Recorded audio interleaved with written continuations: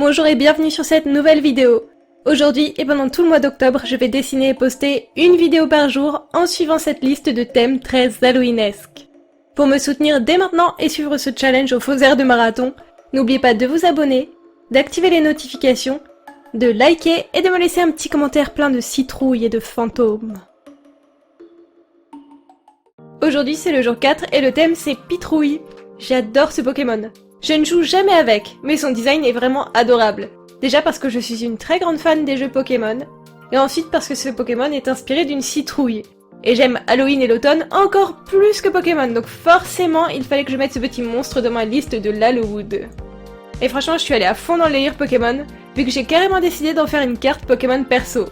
Et je me suis inspirée de cette carte. Et à cause des détails hyper délicats des textes et des petits pictos, j'ai eu peur de faire ça avec ma grosse pointe de Posca. Du coup cette fois je vais graver directement une bonne partie des éléments avec ma X-Tool, et du coup on va voir comment ça se passe. Déjà vous avez pu voir à quel point ça fume de couper du bois au laser. Je dois ouvrir une fenêtre et mettre un tuyau d'évacuation dehors, mais malgré ces précautions ça laisse quand même une petite odeur dans l'air. Alors dans le fond, heureusement qu'on doit ouvrir la fenêtre. On m'a demandé pourquoi je ne gravais pas directement mes dessins sur bois pour ne pas avoir à les transférer dessus à la main. En fait, c'est hyper long de graver quelque chose. Et là, j'ai dû mettre une bonne demi-heure et je n'ai gravé que des lignes et des textes. Je vous laisse imaginer le temps que ça prendrait pour un dessin complet et complexe. En plus, ça me force aussi à pousser mon dessin numérique jusqu'à l'ancrage complet.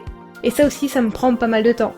Je crois que si je devais graver mes dessins, ça serait pour avoir un rendu très précis et pas pour obtenir un résultat plus rapidement. Parce que clairement, je pense que ça me fait plutôt perdre du temps. En vrai, j'adore l'idée d'avoir refait une carte Pokémon.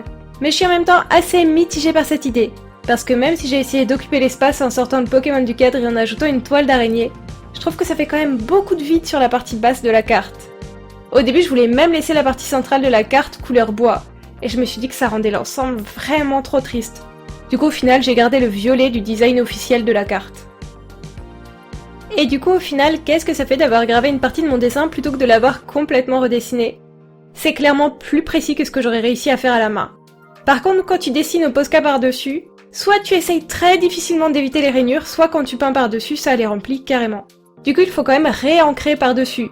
Et comme c'est creux, les grosses pointes des Posca ne passent pas du tout. Et il faut utiliser des tout petits liners qui fonctionnent assez mal sur du bois et par-dessus de la peinture de type gouache ou acrylique.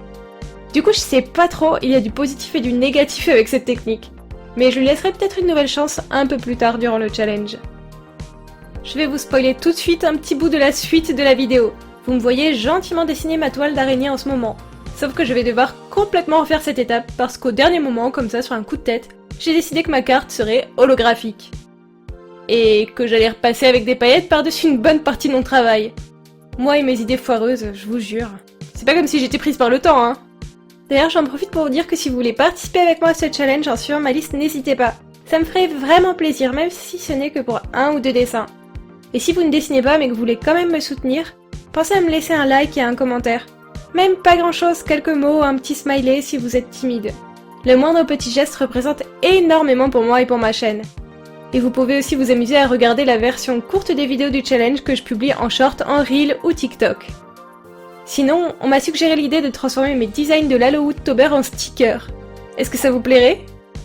En attendant de lire vos avis là-dessus, on en arrive déjà au reveal final. Alors je vous laisse en profiter et n'oubliez pas, rendez-vous demain à 19h30 pour le jour 5 du challenge.